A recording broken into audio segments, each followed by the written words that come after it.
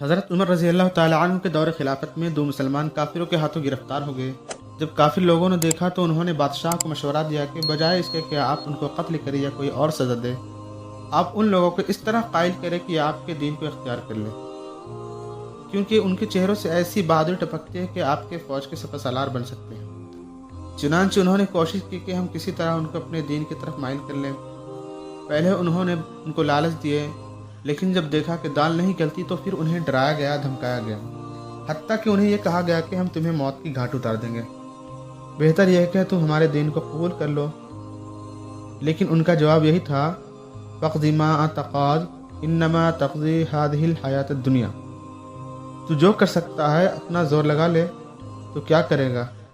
یہی ہوگا کہ تیرے اس تکلیف دینے سے ہمیں موت آ جائے گی۔ جب ان کی طرف سے یہ جواب سنا تو وہ سٹپٹا اٹھے اور پریشان ہوئے کہ ان کے ساتھ کیا معاملہ کیا جائے۔ بالآخر زچ ہو کر انہوں نے یہ منصوبہ بنایا کہ ایک جگہ تیل گرم کرتے ہیں اور ان میں سے ایک کو اس میں ڈالتے ہیں، شاید اس کی وجہ سے دوسرا ڈر جائے اور ہمارے دین کو قبول کر لے۔ چلو دونوں نہیں تو ان میں سے ایک تو ہاتھ آ ہی جائے گا۔ چنانچہ تیل گرم کیا گیا اور ان دونوں کو اس کے پاس بیٹھا کر ڈرایا گیا کہ اگر تم ہماری بات کو قبول نہیں کرتے تو تمہیں اس تیل کے اندر ڈال دیا جائے گا۔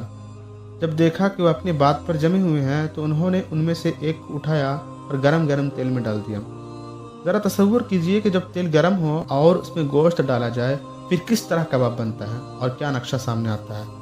ان میں سے جب ایک اس طرح کباب بن گیا تو لوگوں نے دوسرے کے چہرے کے تاثرات دیکھے۔ جب اسے دیکھا تو ان کی آنکھوں میں آنسو نظر آئے، وہ سمجھ گئے کہ یہ کچھ ڈر گئے ہیں۔ چنانچہ وہ کہنے لگے کہ ہم تمہیں پہلے ہی کہتے تھے کہ اگر تم ہماری بات مان لو گے تو ہم تمہیں کچھ بھی نہیں کہیں گے۔ چلو پہلے کے ساتھ تو جو کچھ پیش آیا وہ تو ہو گیا، اگر تم ہمارے بات کو مان لو گے تو ہم تمہیں تیل میں بھی نہیں ڈالیں گے۔ اس پر انہوں نے بادشاہ کو جواب دیا کہ شاید تو سمجھتا ہے کہ میں اس بات سے ڈر رہا ہوں کہ جیسے تو نے اس کو تیل میں ڈالا اسی طرح تو مجھے تیل میں ڈالے گا۔ ہرگز ایسا نہیں، حقیقت یہ ہے کہ مجھے یہ خیال آ رہا ہے کہ میری ایک ہی جان ہے۔ جب تو مجھے ایک دفعہ تیل میں ڈالو گے تو یہ ختم ہو جائے گی۔ کاش کہ میرے جسم کے بالوں کے برابر میری جانیں ہوتی تو مجھے اتنی دفعہ تیل میں ڈالتا اور میں اتنی جانوں کا نذرانہ اپنے رب کے حضور پیش کرتا۔ السلام علیکم ورحمۃ اللہ۔